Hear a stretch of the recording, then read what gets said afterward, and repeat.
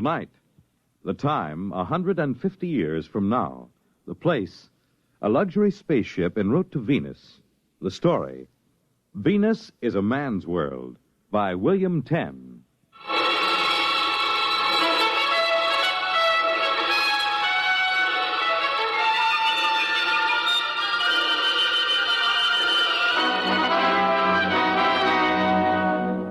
Some fellows are lucky.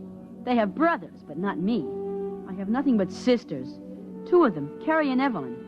Sometimes Carrie isn't too bad, for a girl, I mean. But Evelyn, boy, she's hopeless. It was Evelyn's idea to put me on that spaceship, jam-packed with 300 females, and all of them aching to get themselves husbands. In the one place that's still to be had, the planet Venus. Well, anyway, 20 minutes after we took off from the spaceport, I was bored stiff. Ferdinand, do stop fidgeting and sit down. I don't have anything to do. Well, I'll read to you and Carrie. Would you like that? No, I want to do something. What's the name of the book, sis? Well, it's titled Family Problems of the Frontier Woman. Doesn't it sound intriguing? Peachy keen. That's enough out of you, young man. Why don't you take a walk around the ship? Can I go with Ferdinand, sis? Well, wouldn't you rather we start the book? You should, Carrie. Every girl should read about the family problems of the frontier woman. Keep quiet, you boy. Oh, children, let's have enough of that. Now, go ahead, run along, you two. And Carrie, look after Ferdinand. See that he keeps out of mischief.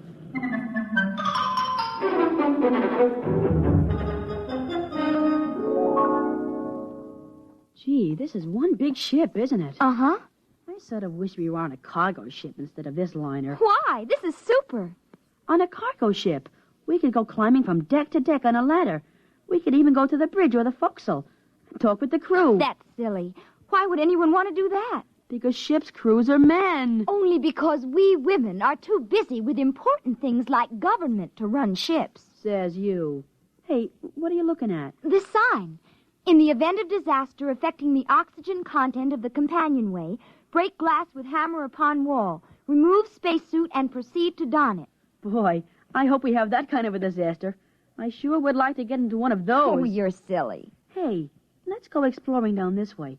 I see some portholes. And I see a sign that says, notice, passengers are not permitted past this point. Come on, there's no one around. And besides, I'm not really a passenger. Ferdinand, you say you're not really a passenger. Well, what do you mean? You have to be a citizen of a planet in order to get a passport, right? I'm not sure. Well, I'm telling you. Ever since they passed that Male Suffrage Act, only women can be Earth citizens. You and Evelyn are passengers, all right. But me, I'm just a male dependent. So when a sign says, off limits for passengers, doesn't mean me. I'm not a passenger, see? Keep away from that door, Ferdinand. Can't you see the sign? You and your old signs. Ferdinand, let's go back to the cabin. I want to see what's behind this door. If you don't come back with me this very minute, I'll tell Evelyn. So what? Hey, this looks like a sonic clock. I wonder if it works by knock or voice. Ferdinand, I'm going. Say, I remember one voice key. I wonder if it'll work. 2023, open sesame. Ferdinand!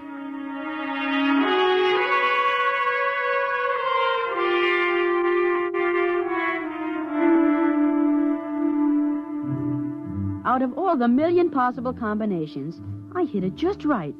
The door clicked open into a dimly lit hole. As the door closed, a hand closed around my throat. The lights came on, and I found myself staring up the muzzle of a highly polished blaster, held by the biggest man I'd ever seen. We just stood there looking at each other for a while, till finally he said, Why, you're only a tadpole. Sir? A little tadpole. I must be getting jumpy enough to splash. My name is Ferdinand Sparling. I'm very pleased to meet you, Mr. I hope for your sake you aren't a tadpole brother to one of them husbandless Anura. Husbandless what? Anura, herd of females looking a nest. I come from Flatway, folks. You're a Venusian? Yep. What part of Earth are you from? And what are you doing on a spaceship to Venus? You know, the 3 out of 4. Yeah, how's that? The 3 out of 4. No more than 3 women out of every 4 on Earth can expect to find husbands. Not enough men to go around, with the Third Atomic War and all. Why, back in the 20th century, some of our best men went to the planets. My sister Evelyn says that by now, most of the men on Earth aren't even worth marrying. That's for sure. Those busybody Anura took care of that. Earth, what a place. I had a belly full. Why did you come in the first place? I came looking for a wife. Women are pretty scarce on Venus. I heard that there was a surplus of them on Earth. I can't understand why any man would even want to marry a woman. How old are you, Tadpole? 13, almost 14. Well, that explains a lot of things, Tadpole. It doesn't explain why you're heading back to Venus. Because I was in trouble the minute I landed on that woman's world. I didn't know I had to register at a government-operated hotel for transient mails. Imagine, they told me a man couldn't say anything in court. All talking was done by female attorneys to a female judge. But I told him off. I told him where I come from, a man spoke his piece when he had a mind to, and his woman walked by his side. Well, what happened? Oh, I was found guilty of this and contempt of that. But I wasn't going to serve all those fancy little prison sentences, so I broke out and stowed away. You mean that you're breaking the law right now? Sure, aren't you? Oh, I guess so. I'm also a man outside the law. We're in this together. Shake, Ferdinand. Ferdinand? That's not a right label for a sprouting tadpole. I'll call you Ford. My name's Butt. Butt Lee Brown. Is Butt a nickname like Ford? Yeah, short for Alberta. But I haven't found a man who can draw a blaster fast enough to call me that. You see, Pop came over in the 80s with the first wave of immigrants from Ontario. Named all of us boys after Canadian provinces. I was the youngest, so I got the name they were saving for a girl. Golly, Mr. Butt, you must have had a lot of brothers. Yeah, full nest. They're Sass. His real name is Saskatchewan. Manny after Manitoba. And Uke, he was named for Yukon. I got one for every province and territory in Canada. Golly, all I have is 2 sisters. Oh? Tell me about them. Well, there's Carrie. She's almost 16. Yeah, well, how about your other sister? She a little older? She's old, all right. Evelyn's almost 21. She pretty? Who? Your sister Evelyn. Oh, I don't know. She's healthy. She's got very good teeth. If I know her breed, she's bossy and opinionated. Well, aren't all women? Oh, there goes the dinner gong, Ford. You better scat. Growing tadpoles need their vitamins. Could I bring you some chow? I could stuff it in my pocket and sneak it back here. No, thanks. I've stashed away enough provisions. I got plenty of kelp and Venusian mud grapes to last the trip. Oh, you better shove off, Ford. They'll start looking for you. Guess I had better.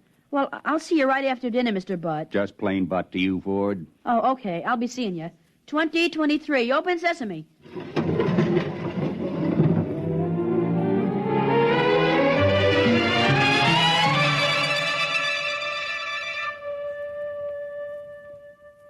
Ferdinand, please be seated. I want to talk with you. Now? They just rang the dinner gong. I am aware of that. Now, where have you been? Around. I demand a straight answer. Where have you been, Ferdinand? I told you, sis, around. And don't call me Ferdinand. Call me Ford. That's what Butt calls me. But who is Butt? Oh, nobody. I just made it up. Ferdinand? I can't tell you. I can't. You must. Well, you promise you won't turn him in. Well, Butt's my friend. He's a Venusian. He's going home. Aboard our ship, the Eleanor Roosevelt? Ferdinand, don't you realize you've been consorting with a stowaway, a criminal? What sort of antisocial ideas has this warmongering masculinist been putting into your head? Butt's a nice guy. He asked about you. Oh, indeed. I told him you had very good teeth. Really? Well, take me to this man. I will if you promise not to turn him in. No, I promise.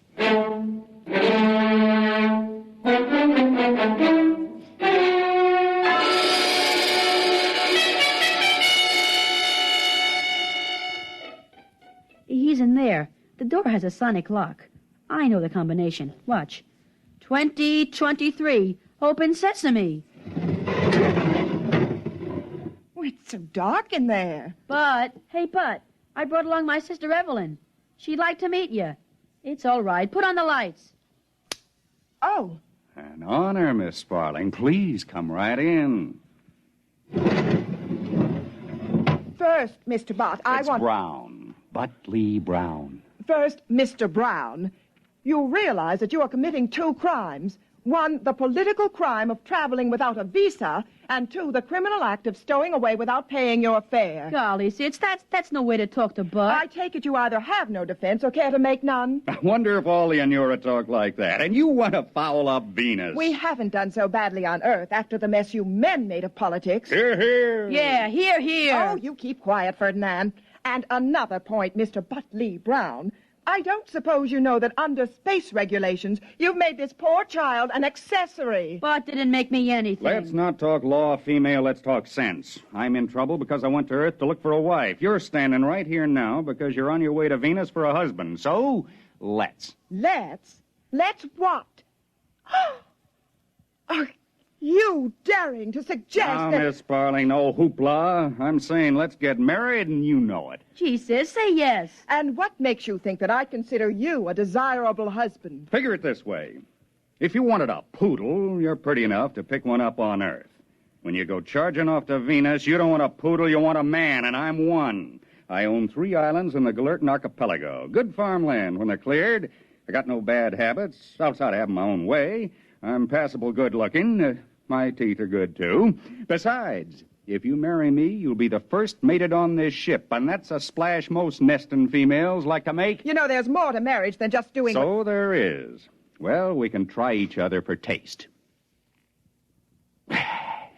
Now, me, I'd vote yes. Me too. I'd vote yes. Now I'll cast my vote.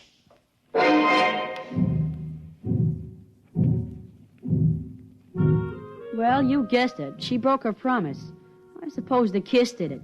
She put it a stowaway to the captain, and he sent a detail from the ship's crew to halt butt off to the brig. Well, later that afternoon, all the passengers, 300 females and me, gathered in the lounge for the hearing. It's all on account of you. Shush! Don't shush me. You promised you wouldn't get Bud into trouble. Oh, you snitch. Shush, the captain is rapping for quiet. By authority vested in me under the Pomona College Treaty, the stowaway, a Venusian, Butt Lee Brown, will be tried for violation of Articles 16 to 21 inclusive of the Space Transport Code. Purser, bring in the prisoner. Ladies! Those cheap extroverts, and they call themselves responsible. Ladies! Dear ladies! Thank you, ladies. Butt Lee Brown, I order your person and belongings impounded for the duration of this voyage as set forth in sections 41 and 45. Captain, the sections are 43 and 45. You're quite right, Miss Sparling. Sections 43 and 45 of the Mother Anita Law Emergency Interplanetary Directives. Aren't you even going to give me a fair trial before you hang me? Talk to me! Ladies, I beg of you, ladies. Captain, what exactly are the charges against me? You're a stowaway. I can pay for my passage. You can? Well, then I guess we can dismiss the charges. Ladies, gentle ladies. Just a moment, Captain. Yes, Miss Sparling? I demand justice. You can't let him off that lightly. Besides, there's the other charge. What other charge? Assault. That comes under sections 18 through 35 of the MacDonald Law. It does? Well, then would you tell the court in your own words exactly what happened? Well, when I first laid eyes on Mr. Brown, he seemed to be a fundamentally decent chap, despite his barbaric notions on equality between the sexes, or worse. I was positive I could shame him into a more rational social behavior and make him give himself up. Go on, Miss Sparling. Just as I was getting over the colossal impudence involved in his proposing marriage and was considering the offer seriously, on its merits, as one should consider all suggestions, he deliberately dropped the pretense of reason. Get her. Ferdinand! My name is Ford, and you're nothing but a big snitch. You promised not to get Butt into trouble. Your name is Ferdinand, and stop trying to act forcefully like a girl. It doesn't become you. Miss Sparling, did I understand you to say that you were considering Mr. Brown's proposal of marriage? That is true. I will not deny that he appealed to me. He appealed to me as most savage ancients appeal to their women, as an emotional machine. Throw the proper switches, says his theory, and the female surrenders herself ecstatically to the doubtful and bloody murk of masculine plans. I'm afraid I still don't understand. What exactly did Mr. Brown do? He kissed me. Ladies, ladies, please, ladies. Mr. Brown, do you deny kissing Miss Sparling? No, Miss Sparling, do you deny enjoying the kiss? Your question is irrelevant and immaterial. Oh, she enjoyed it. How would you know? Well, I was right there. I could tell the way she acted. She sort of held the back of his neck, closed her eyes, and just hung on. What were you doing there? I introduced him. I met Bud first. Then I took Sis over there to meet him. I see.